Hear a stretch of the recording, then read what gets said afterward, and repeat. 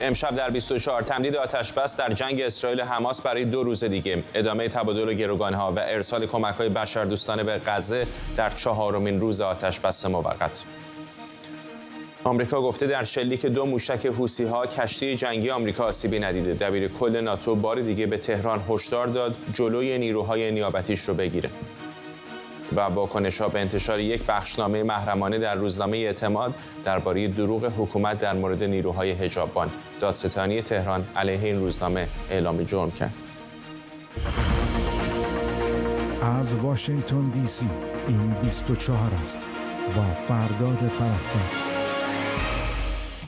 بینندگان ایران اینترنشنال در ایران و سراسر جهان سلام به شما. در آخرین ساعات آتش‌بس 4 روزه سخنگوی وزارت خارجه قطر از توافق اسرائیل و حماس بر سر تمدید آتش‌بس برای 2 روز دیگه خبر داده. یک مقام حماس به رویترز گفته در هماهنگی با قطر و مصر بر سر تمدید آتش‌بس برای 2 روز دیگه با همون شروط فعلی توافق شده. اسرائیل پیشتر اعلام کرده بود به ازای آزادی هر 10 اسرائیلی از سوی حماس آتش‌بس 1 روز تمدید میشه. در 3 روز اول 58 گروگان اسرائیلی در مقابل 117 زندانی فلسطینی آزاد شدند. همکارم بابک اسحاقی از تل‌آویو با ماست. بابک، از تازه ترین ها بگو در مورد آتش‌بس و تبادل زندانی ها.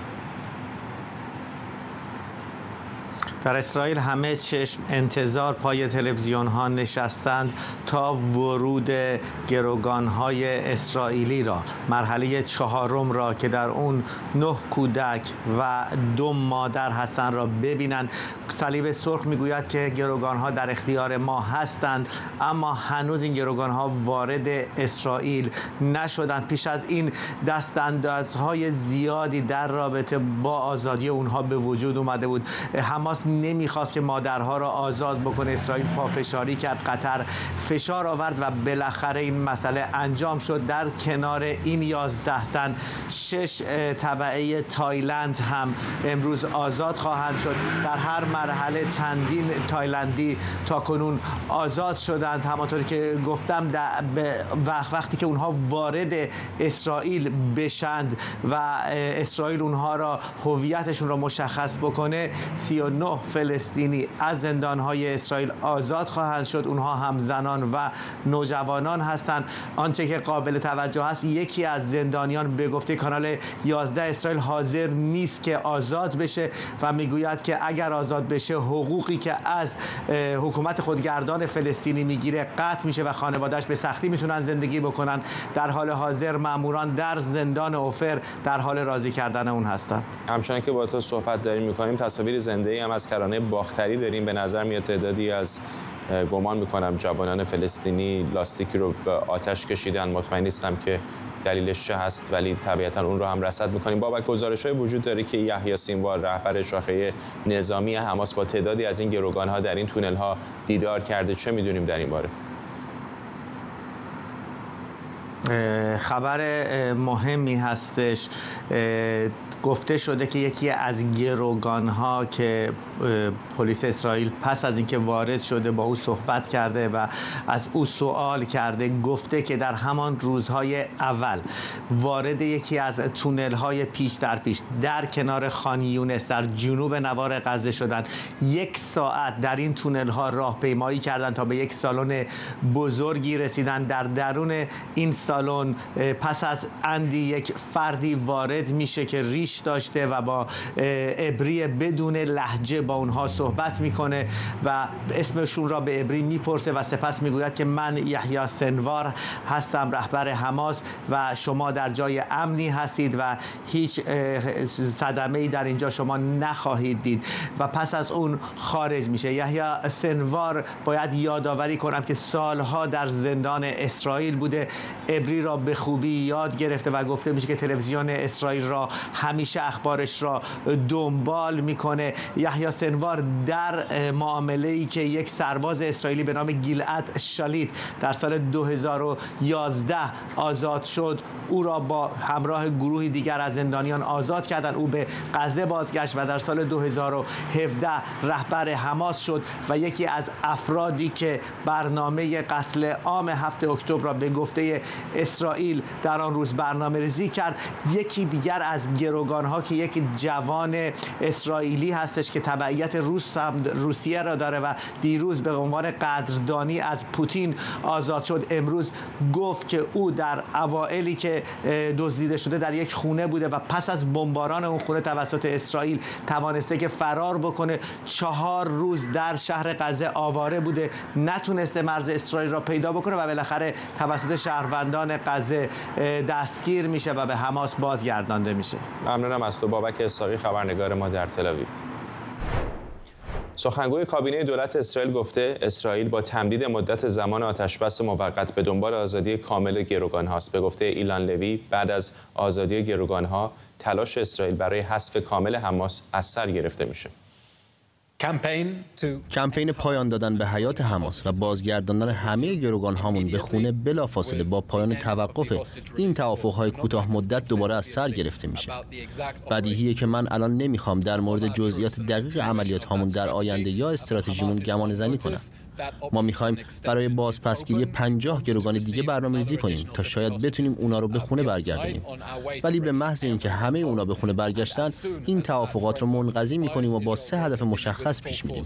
هدف اولمون از بین بردن کامل حماسه. اینکه مطمئن باشیم نوار غزه دیگه هیچ وقت نمیتونه تهدیدی علیه اسرائیل به شمار بیاد و به محض اینکه این چارچوب منقضی بشه، اسرائیل با تمام قوا به این 3 هدف ادامه میده. از بین بردن حماس، ایمن بودن نوار غزه برای اسرائیل و اینکه مطمئن باشیم هیچ شهروند اسرائیلی در دست حماس اسیر نمیمونه. ما با تمام قوا برای حذف حماس تلاش میکنیم. شکریا برادوس، پژوهشگر امنیت بین‌الملل و سیاست خارجی از دانشگاه ویرجینیا تک اینجا با ماست. خانم برادوس، شبیه مرغ و تخم مرغ میمونه که همینطور نیست، چون اگه همه گروگان‌ها رو هم اسرائیلی‌ها موفق بشن آزاد بکنن، به گمانم اون موقع فشار بین‌المللی بیشتر خواهد شد بر اسرائیل که خب حالا چرا دارید می‌جنگید در غزه. دقیقاً درسته و حماس هم اینو میدونه و این شرایط این که خب هر روز با آزادی 10 تا گروگان این یک فرصتیه. چند تا 170 تا گروگان اگه اینجوری حساب کنیم میمونه، پس 170 تا گروگان در ازای چند روز، یک 17 روزی فعلا باید دوباره برگردیم به آتشبس موقت و این 17 روز رو در نظر بگیرید برای هر کدوم. حالا بماند که از روز اولم قطر گفته که ممکنه بعضی از این گروگان‌ها زنده نباشن و حماس گفته بعضی از این گروگان‌ها در دست ما نیستن. حالا بماند که میدونیم گروگان‌هایی که آزاد کرده بودن، یکی از بچه‌ای رو که از مادرش جدا کرده بودن گفته بودم جدا کردیم چون که با مادرش نبوده، ولی بچه‌ای که الان صحبت کرده میگه من با مادرم بودم طول این مدت. یعنی یه شرایطی به وجود آوردن واقعا برای اسرائیل هم سخت ادامه این جنگ، همین که این فشارهای خانواده گروگان‌ها فشارهای جهانی رو بیشتر میکنه. ولی از یه طرف خب برگردیم به این که واقعا این موضوع تا چقدر به نفع حماسه و حماسی که وقتی که گروگان‌ها رو گرفت، همه ما تحلیلمون این بود که این دفعه گروگانگیری با دفعه قبلی خیلی فرق میکنه و الان می‌بینیم واقعا اینجوری شد، چون که با یک گروگان چند هزار فلسطینی رو آزاد می‌کردن. الان این گروگانگیری شده یک چیزی برای سروایو، برای اینکه بمونه، اصلا بمونه این حماس قدرتش بمونه، که می‌دونیم قدرتش در غزه که تمام شده در شهر غزه و چیزی که الان هست برای سوخت و غذا و آزادی فلسطینی هم می‌دونیم که برای حماس زیاد مهم نیست، چون که الان لیستی که 11 نفر رو دادن به اسرائیل گفته خب بر حسب توافقی کردیم شما این لیستی که من دادی خیلی مشکله که بتونم آزاد کنم. خب ما اسم اون 11 نفر رو نمیدونیم، ولی به نظر من لیست اون 11 نفر ممکنه اون رؤسا یا اون رهبران خیلی مهم حماس باشه که این لیست رو دادن به اسرائیل. یعنی عددی که دارن انتخاب میکنن، شمار عدد چند هزار مهم نیست، اون نفرایی که میخوان آزاد کنن. برای همین فکر کنیم از اون مرحله 7 اکتبری که حماس کجا بود و الان در چه شرایطی داره این موضوع رو جلو میبره و برای اسرائیل هم اینو خوب میدونه. برای همین هم هست این آتش بسای موقت ممکنه تا این فشار بیشتر کنه روی اسرائیل، ولی اون هدفی که حماس میخواد به دست بیاره دوباره قدرت رو در غزه بگیریم که به نظر من پایان پیدا کرده. همین الان پشت سر ما این تصاویر نزدیک گذرگاه بیتونیا رو داریم میبینیم در شرق اورشلیم، جایی که فاصله زیادی با اون زندان اوفر که قراره این زندانیان فلسطینی رو آزاد کنن نداره. دیدیم در همین یکی دو روز گذشته هر بار که اونها رو آزاد کردن به سری از مردم در کرانه باختری پرچم سبز که نشانه حماس هست رو در دست گرفتن. هر کدام از این آتش‌بس‌ها، هر کدام از این آزاد شدن زندانی‌ها که طبیعتاً تعدادش هم بیشتر است از گروگان‌ها، چقدر نفس دوباره‌ای میده به حماس. برای خب همون برای کرانه باختری این خوشحالی و آزادی، نه برای غزه. اینجا ممکنه در کوتاه مدت خوشحالی مردم کرانه باختری داشته باشه، ولی برای مردم غزه به نظرم هیچ موضوعی نیست. خب کرانه بختری شادی که دارن این خانواده‌ها برای آزادی بچه‌هاشون دارن، ولی برای غزه ولی یارگیری برای حماس هم هست اینجا نیست، چون میگن که تشکیلات خودگردان این همه سال نتونست هیچ کدوم از ما رو نجات بده، ولی ببینید حماس الان موفق شده این همه زندانی آزاد کنه. در مورد هم که گفتم در مورد آزادی زندان‌ها در مقایسه با گذشته که برای یک اسرائیلی هزاران فلسطینی آزاد می‌شدن، الان شما در چه شرایطی دارید زندانیای 130 نفر رو آزاد می‌کنی؟ و تمام خراب شدن تمام خانواده مردم غزه، آواره شدن چند میلیون نفر در ازای 100 چند نفر کاملا غیر قابل مقایسه است و این موفقیتی به نظر من نشون نمیده برای حالا بماند که در کرانه بختری تنها حماس نیست، این جهاد اسلامی است که اونجا سعی میکنه نیرو بگیره از اونجا و موقعیتی که الان در کرانه بختری است و ایران سعی کرده، خامنه‌ای از 2014 دستور داده بود یعنی عملیاتی که شروع کنن که کرانه بختری رو مثل غزه کنن، اونجا تونل بسازن، اسلحه وارد کنن، ولی چیزی که راپورت‌های اردنی و اسرائیلی به ما میگه اینه که موفق نبودن و تنها چیزی که اونجا هست فقط سلاح‌های سبک هست در این موضوع این منطقه وارد شده. ولی برای اینکه بتونن یارگیری کنن خب تمام جنگ‌هایی که اینجوری صورت میگیره یه ایدئولوژیایی هستن که این ایدئولوژی میمونه و بر حسب اون کشورها که چه سیاستی بعد از این جنگ دارن ایدئولوژی میتونه یارگیری کنه و بزرگتر بشه. الان به نظر من به جز این وقفه‌ای که اینجا ایجاد شده ممکنه یک زمانی هم به اسرائیل بده که برنامه بعدیش چیه، چون که میدونیم اسرائیل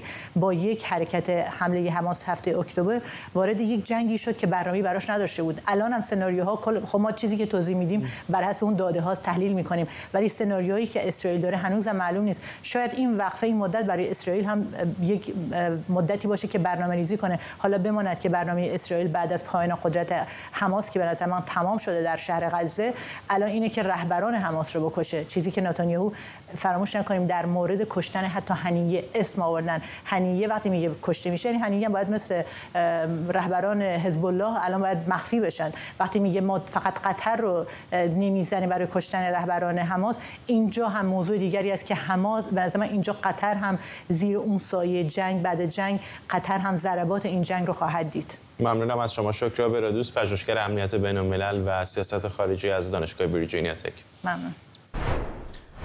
به رغم تمدید 2 روزه توافق بین اسرائیل و حماس در آخرین ساعت‌های آتش‌بس 4 روزه هنوز هم مشخص نیست که سرنوشت بقیه گروگان‌ها چه میشه. این در حالیه که خانواده گروگان‌های اسرائیلی که هنوز خبری از اونها ندارن در وضعیت بدی هستند. گروهی از متخصصان بهداشت روانی اسرائیل به طور داوطلبانه به اونها کمک میکنند تا با این شرایط کنار بیان. نیوا بنزیون، روان درمانگری که در چند هفته اخیر به خانواده‌های گروگان‌ها کمک کرده، درباره شرایط اونها و چالش‌هایی که باهاش روبرو هستند بیشتر توضیح میده. هر خانواده این مشکلات خاص خودشو داره و در عین حال ممکنه توانایی منحصر به فردی برای مقابله با این وضعیت داشته باشه. مشکل اصلی خیلی از خانواده‌ها الان اینه که نمیدونن عزیزاشون کجان و در چه شرایطی هستن. اغلب خانواده‌ها الان اخبار ضد و نقیضی درباره زنده بودن گروگان‌ها دریافت میکنن و این وضعیت روانی اونا رو بدتر میکنه. واقعیت اینه که برای ما درمانگرها هم این پدیده تازگی داره و هنوز اونقدرها تحقیق و مطالعه درباره چنین شرایطی انجام نشده که ما بر اساس اون راهبردهای درمانیمون رو پیش ببریم. همه خانواده‌ها الان دچار درجه‌هایی از انواع اختلالات روانی شدن، از پست تروما گرفته تا اضطراب و هراس شدید و برخی از اونها هم در مرحله سوگواری هستن، نه فقط به خاطر اینکه بعضی از اعضای خانواده‌شون گروگان گرفته شدن، بلکه برای اینکه سایر اعضای خانواده‌شون کشته شدن. درمانگرهایی که به طور داوطلبانه با این خانواده‌ها کار می‌کنن، اغلب شیوه درمانی خودشون رو با نیازهای فوری اونا مطابقت میدن که بتونن به اونا برای مقابله با این بحران وحشتناک کمک کنند و هر فرد یا خانواده هم متفاوته. عده‌ای با دیگر خانواده‌های گروگان‌ها ارتباط دارن و فعالیت گروهی انجام میدن و عده‌ای دیگه به انزوای کامل رفتن. ما سعی می‌کنیم که به اونا نشون بدیم که توانایی مقابله با این شرایط رو دارن و همینطور اینکه با همه این مصیبت‌ها زندگی ارزش مبارزه رو داره. مادر یکی از گروگان‌ها به من گفت ما به طور دائم در مرز امید و ناامیدی گرفتار شدیم. حالا که گروهی از گروگان‌ها آزاد شدن، بقیه خانواده‌ها در وضعیت روانی بحرانی تری هستند. خانواده اونایی هم که آزاد شدن حالا با انواع آسیب‌های شدید روانی روبرو هستند، هم به خاطر شرایط اسارت و هم به خاطر اینکه والدین یا اعضای خانواده بعضی از این گروگان‌ها کشته شدند. واقعا شرایط بسیار سختیه. دولت اسرائیل برای گروگان‌هایی که آزاد میشن و خانواده‌هاشون حمایت کامل روانشناسی، پزشکی و امکانات رو فراهم کرده. اما کاری که روانشناسان و رواندرمانگران اسرائیلی به طور داوطلبانه و تمام وقت در این چند هفته اخیر انجام دادن هم بی‌نظیر بوده. در همین گروه واتساپی برای کمک به خانواده‌های گروگان‌ها پاسخ دادن به هر تقاضایی شاید کمتر از 3 دقیقه وقت برده و بلافاصله یه رواندرمانگر داوطلب پاسخ میداده. با اینکه چند هفته طاقت فرسا گذشته، ولی همچنان بین همکارانم با تخصص‌های مختلف می‌بینیم که تمام توانشون و تلاششون رو برای کمک به خانواده گروگان‌ها انجام میدن. بعد از تصویب طرح شیپ اکت در مجلس نمایندگان آمریکا در ابتدای نوامبر امسال برای اعمال تحریم‌های ثانوی بر خریداران نفت ایران، رسانه‌های آمریکایی میگن سنای آمریکا زمان کوتاهی تا کریسمس داره تا این طرح رو به تصویب برسونه. فقط 27 سناتور تا به حال این طرح رو امضا کردند که بیشترشون جمهوری خواهند. سناتور مارکو روبیو از مبتکران اصلی این طرح گفته الان زمان اینه که سنای آمریکا هم از این طرح حمایت کنند و از همکارانش خواسته پشتیبانیشون رو اعلام کنند. آرش علایی از کنگره آمریکا با ما. آرش، واشنگتن اگزامینر شنبه با انتقاد از دولت بایدن برای عدم اعمال تحریم‌های نفتی و مالی علیه جمهوری اسلامی گفته سنای آمریکا الان فرصت داره تا به گفته اونها ملاهای ایران رو تنبیه کنه.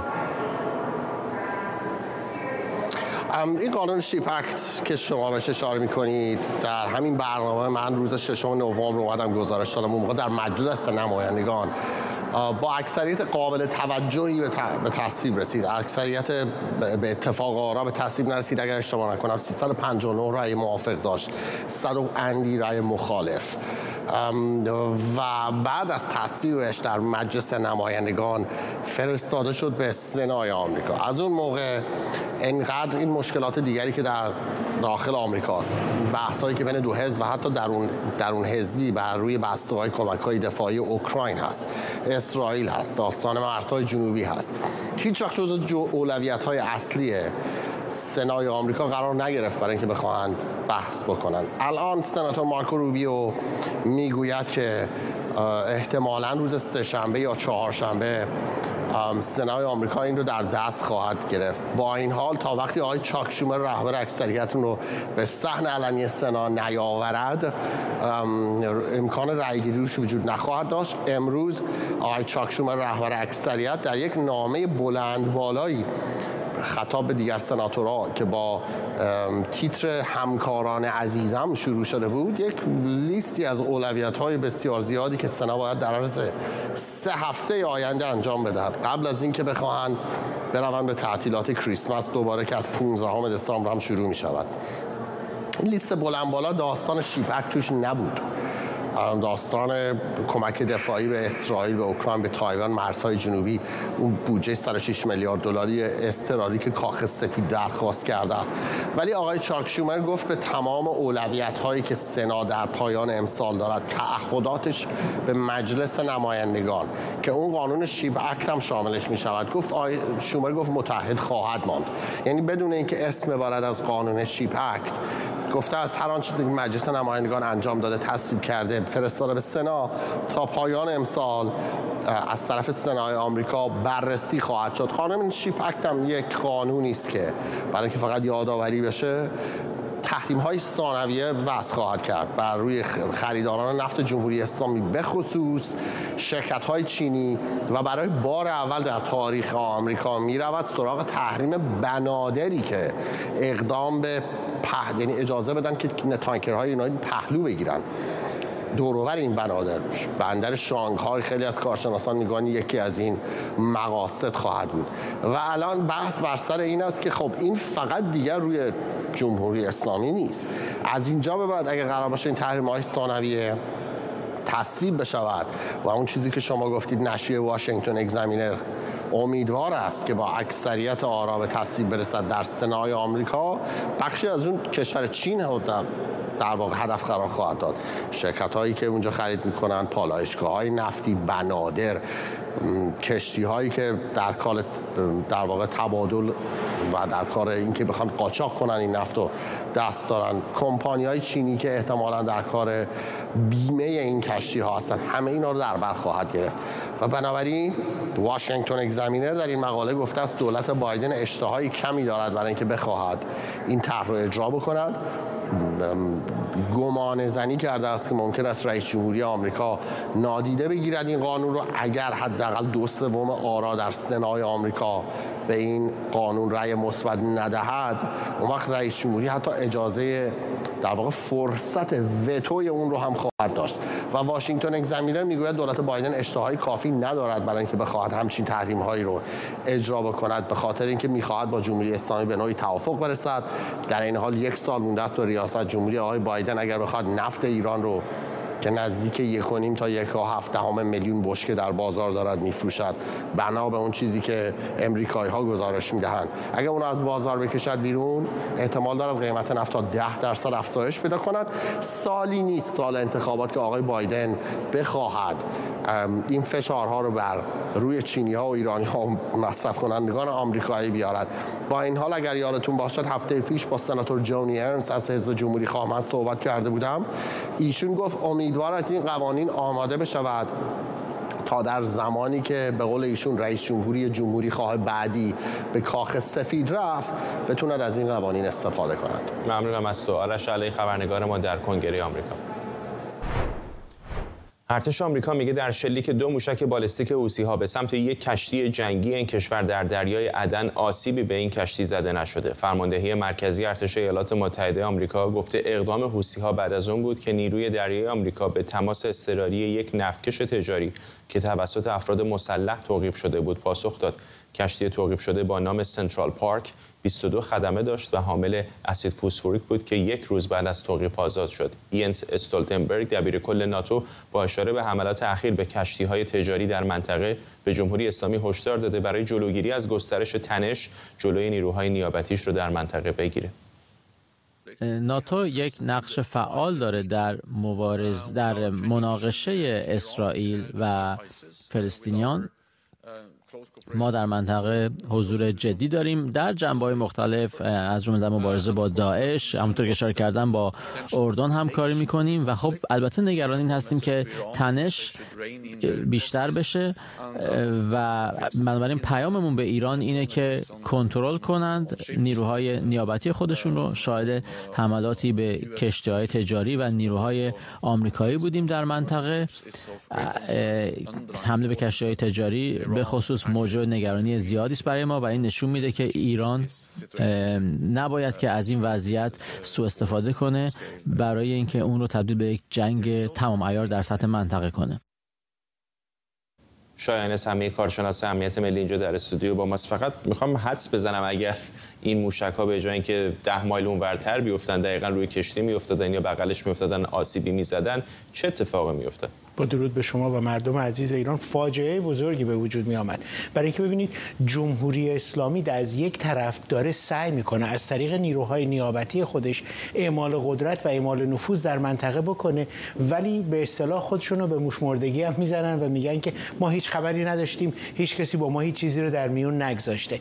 اما اون چه که امروز دبیرکل ناتو هم آمد اعلام کرد و گفت به جمهوری اسلامی هشدار میدیم که افسار نیروهای نیابتی خودش رو بکشه، یعنی در حقیقت داره میگه که عمق فاجعه بسیار وسیع‌تر از اون چیزی هست که شما میتونید تصورش رو بکنید. بازی با دم شیر اینطور نیست، یعنی شما این کشتی جنگی آمریکا رو وسط دریا بزنید دیگه اعلام جنگ دیگه. 100% و ببینید امریکا هم بارها بهشون اعلام خطر کرده، حتی بهشون توضیح داده از این منطقه عبور نکنید، این رفتار رو نداشته باشید. ولی من فکر میکنم جمهوری اسلامی واقعا بر این باور هست که ما اگر بتونیم امریکا رو در جبهه‌های مختلف درگیر نگه داریم، میتونیم اون منفعتی که برای خودمون در نظر داریم رو به دست بیاریم. جبهه‌های مختلف منظورم کجاست؟ هم از شمال اسرائیل از طریق حزب الله، هم از جنوب از طریق حماس، هم از طریق کرانه باختری و هم در آبهای خلیج فارس، که یعنی میخواد انقدر دردسر درست بکنه که نیروهای امریکا ندونن کجا رو بایستی اول دنبالش برن. ولی اشتباه بزرگ جمهوری اسلامی هم در همینه. نیروهای نظامی ایالات متحده اونقدر قوی هستن و اونقدر توانمندی دارن که در جبهه‌های مختلف میتونن حمله بکنن و نیروهای مخالف رو به حد نابودی برسونن. ولی انتحاری هم که نیستن جمهوری اسلامی و حالا شاید گروه‌های نیابتیش باشن، ولی خود جمهوری اسلامی که انتحاری نیست.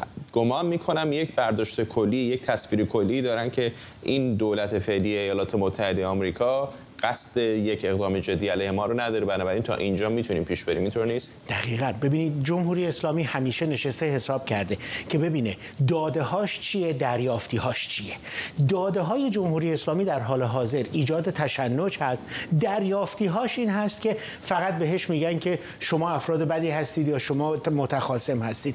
اگر ایالات متحده و همپیمانان اروپاییش با جدیت بیشتری با جمهوری اسلامی مقابله بکنن، 100% جمهوری اسلامی هم همونجوری که بارها هم خدمت شما عرض کردم از همون نرمش قهرمانانشون استفاده میکنن. اما جمهوری اسلامی هم با محاسبه داره میره جلو، ولی میدونه که دولت فعلی امریکا انقدر جاهای مختلف سرگرمی داره و سردرگمی داره که الان ممکنه نیازمندی یا علاقمندی به حمله نظامی به جمهوری اسلامی نداشته باشه. اما عرصه بر دولت فعلی امریکا مگر تنگ بشه، این محاسبه جمهوری اسلامی را به هم میریزه. ممنونم از شما شاهین سمیعی، کارشناس امنیت ملی. تقاضا میکنم.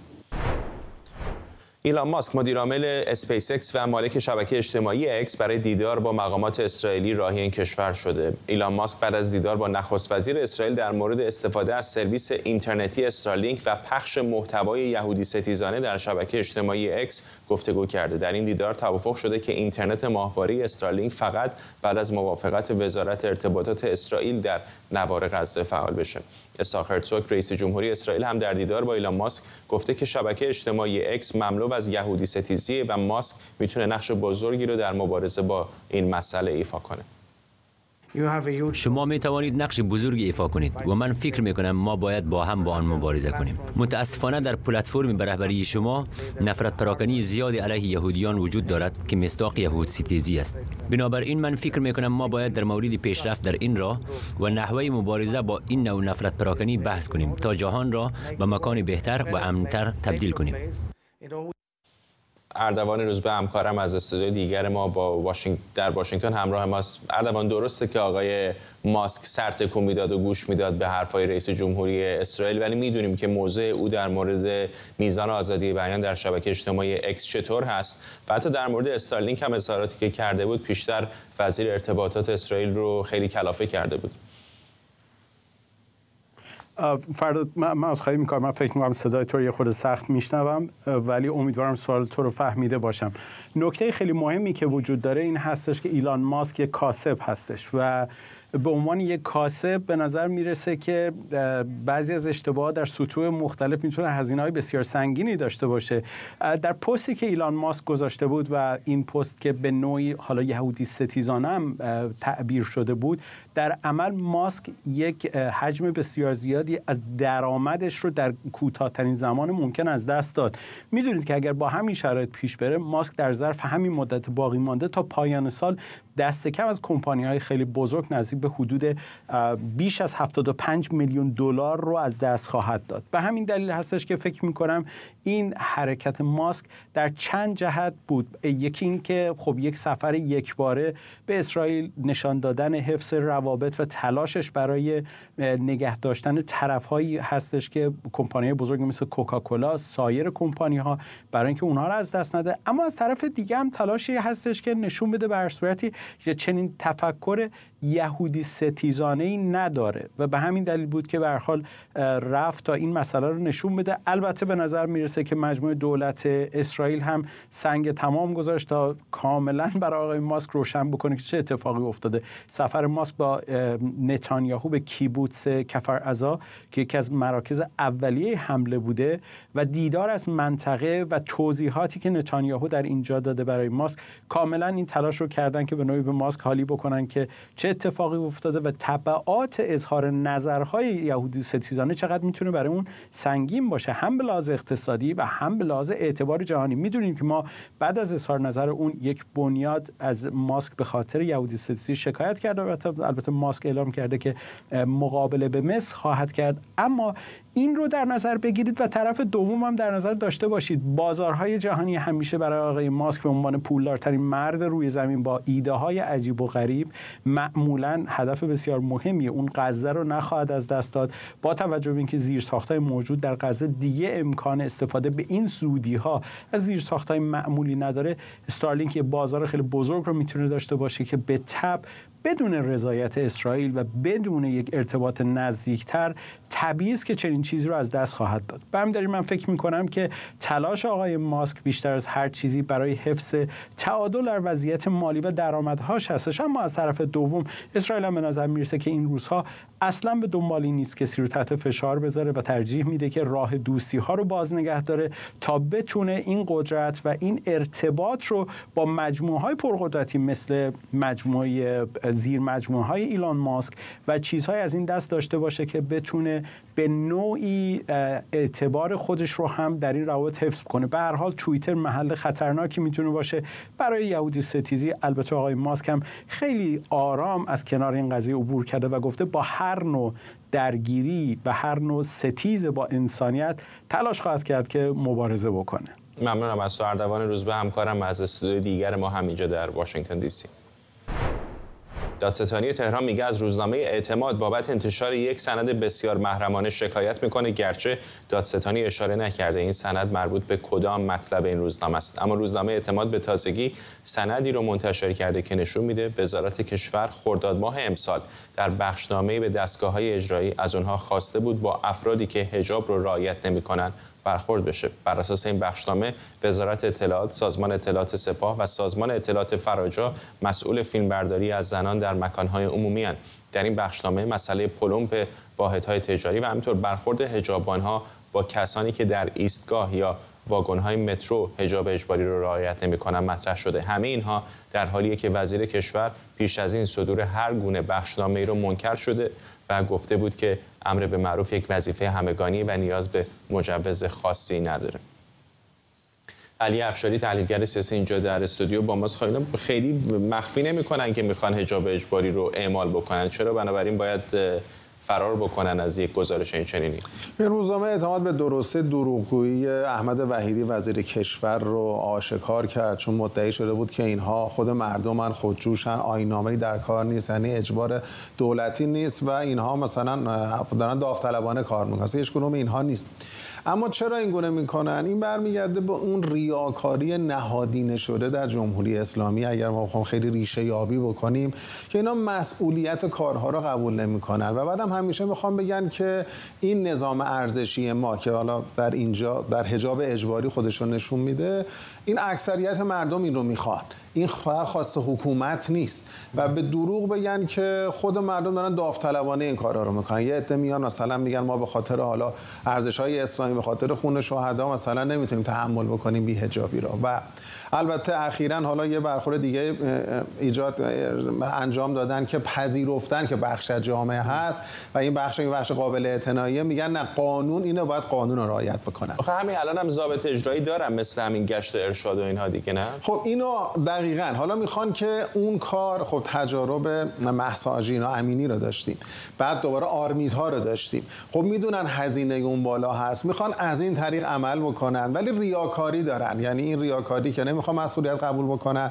بعدم میخوان به دروغ جلوه بدن که اینا بخش از جامعه و خب این و یک کار بسیار خطرناکی هم نیست که در این چیزی که میخوان به نتیجه نرسن. دقیقاً این نشان دهنده هم ضعف، هراس هست که این موضوع برای اینها یک استخوان گلوگیری شده و نمیتونن و از ابتدا هم همینطور بود. این اصلا اجباری شدن حجاب در جامعه ایران، برای این حرف درستی است که ما برگردیم به 44 سال پیش.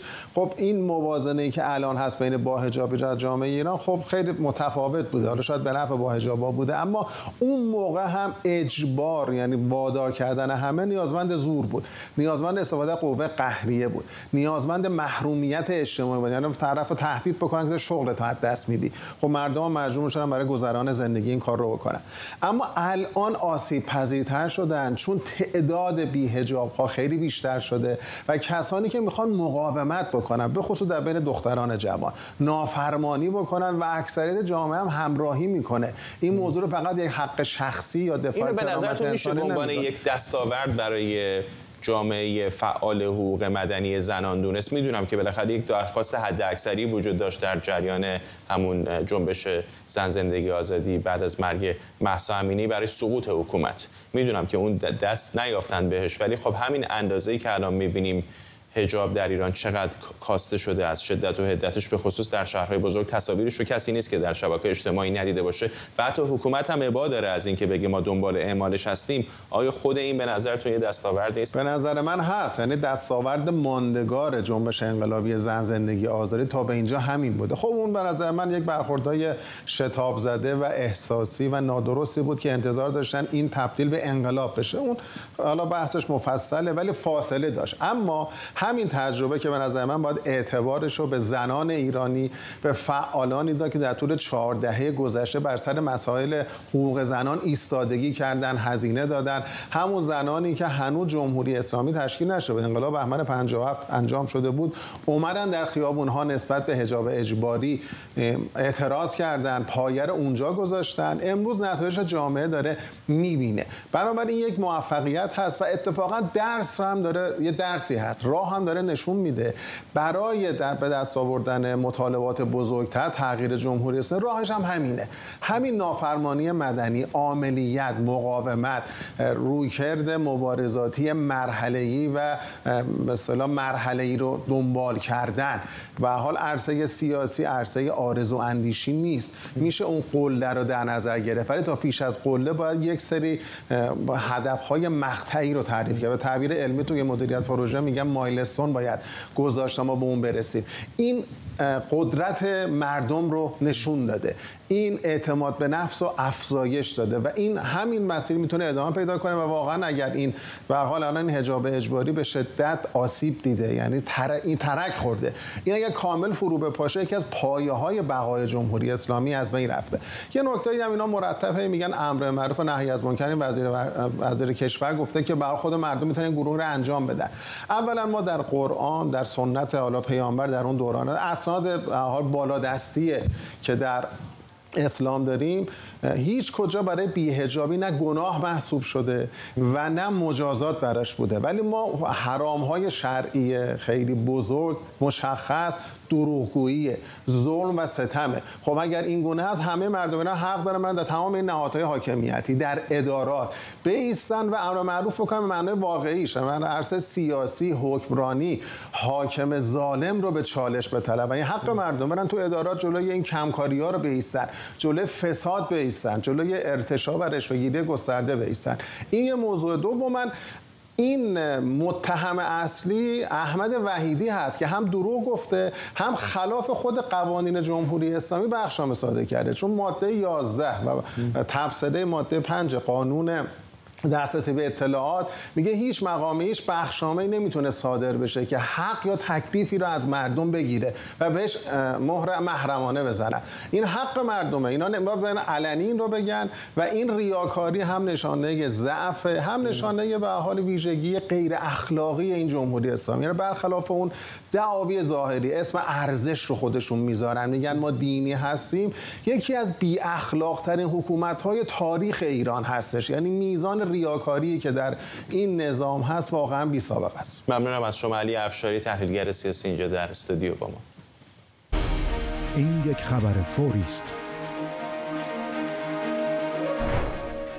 خب خبری فوری داریم درباره آزادی گروگان‌ها. مقامات ارتش اسرائیل میگن که 11 گروگان اسرائیلی همین دقایق پیش به صلیب سرخ بین‌الملل تحویل داده شدن. همزمان تصاویر زنده داریم از کرانه باختری، جایی که تعدادی از جوانان فلسطینی منتظر هستند تا زندانیان فلسطینی هم از یکی از زندان‌های اسرائیل در کرانه باختری آزاد بشن. این در 4مین روز از آتش‌بس کوتاه مدت بین حماس و اسرائیل هستش که حالا دو طرف قبول کردن برای آزادی گروگان‌های بیشتر این آتش‌بس رو دست کم برای 2 روز دیگر هم تمدید بکنن. الجزیره میگه تصاویر منتشر شده نشون میده که اسرای اسرائیلی در غزه آزاد میشن. فیلم پخش شده از الجزیره برخی از این اسرا رو نشون میده که در کنار جنگجویان حماس در حال حرکت به سمت خودروی صلیب سرخ بین‌الملل هستند. طبیعتاً از اونجا میرن به داخل خاک مصر و از اونجا راهی اسرائیل خواهند شد. همونطور که بهتون گفتم دقایق پیش ارتش اسرائیل هم تایید کرد که 11 اسیر اسرائیلی رو حالا در خاک اسرائیل داره. اونها بعد از گذری کوتاه از گذرگاه رفح به مصر رفتن و از اونجا راهی اسرائیل شدن. تصاویر زنده رو دارید میبینید از کرانه باختری رود اردن. اگر اشتباه نکنم باید در نزدیکی زندانی باشه که در کرانه باختری است و تعدادی از فلسطینی ها اونجا هستن. باید زندان اوفر باشه فکر میکنم. ببینید که خبرنگاران هم بیرونش ایستادن. احتمالاً تعدادی از زندانیان فلسطینی هم طی دقایق و ساعت‌های پیش رو آزاد خواهند شد. 11مین کنفرانس امنیتی هرات به عنوان بازخوانی افغانستان راهکارهای متفاوت با حضور چهره‌های سیاسی مخالف طالبان در دوشنبه تاجیکستان آغاز به کار کرده. این کنفرانس 2 روزه وضعیت کنونی و آینده افغانستان رو بررسی میکنه. شمار زیادی از چهره‌های مخالف طالبان، فعالان حقوق بشر از کشورهای مختلف منطقه در این کنفرانس شرکت کردند. خادم کریمی همکارم از استودیوی دیگر ما همینجا در واشنگتن با ماست. چه گذشت در این کنفرانس در روز اول؟ کنفرانس با ترافیک چهره‌های مخالف طالبان برگزار شد. برگزار کننده کنفرانس انستیتوت مطالعات استراتژیک افغانستان اعلام کرد که هرچند از طالبان و حتی حامیای غیر مستقیم طالبان دعوت کرده که در این نشست حضور پیدا کنند، اما اونا شرکت نکردند.